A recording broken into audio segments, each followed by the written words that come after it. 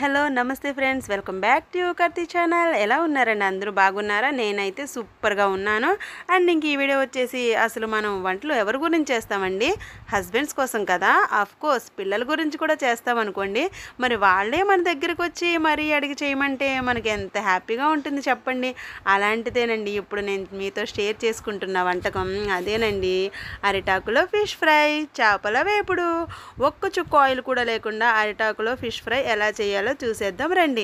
మా హస్బెండ్ ఎప్పటి నుంచో అడుగుతున్నారండి, కానీ నాకు ఈ సండేకి కుదిరిందన్నమాట. టేస్ట్ అయితే మాత్రం సూపర్ అండి. అసలు ప్రాసెస్ చూసారు కదా, ఆయిల్ అస్సలు వాడని వారికి ఇదొక మంచి రెసిపీ అనే చెప్పొచ్చు. చూసారు కదా, అసలు ఆయిల్ వేయకుండా నేనైతే అరిటాకుల్ని పీసెస్గా కట్ చేసుకున్నాను. అండ్ ముక్క పెట్టడానికి ఒకటండి, పైన కూడా వేయడానికి ఒకటి. అలా పెట్టేసి ప్యాన్ మీద మనం దాన్ని టర్న్ చేసుకుంటూ ఉండాలండి. ఒక 5 మినిట్స్కి టర్న్ చేసుకుంటూ మన దగ్గరుండి గ్యాస్ సిమ్లో పెట్టి ఉడకనిస్తే మాత్రం చాలా టేస్టీగా ఉంటుంది అనమాట. ముక్క అంతా కూడా అరిటాకు వల్లే ఉడుకుతుందండి. చూసారు కదా, ఆకు మొత్తం ఆ కలర్లోకి చేంజ్ అవ్వాలన్నమాట.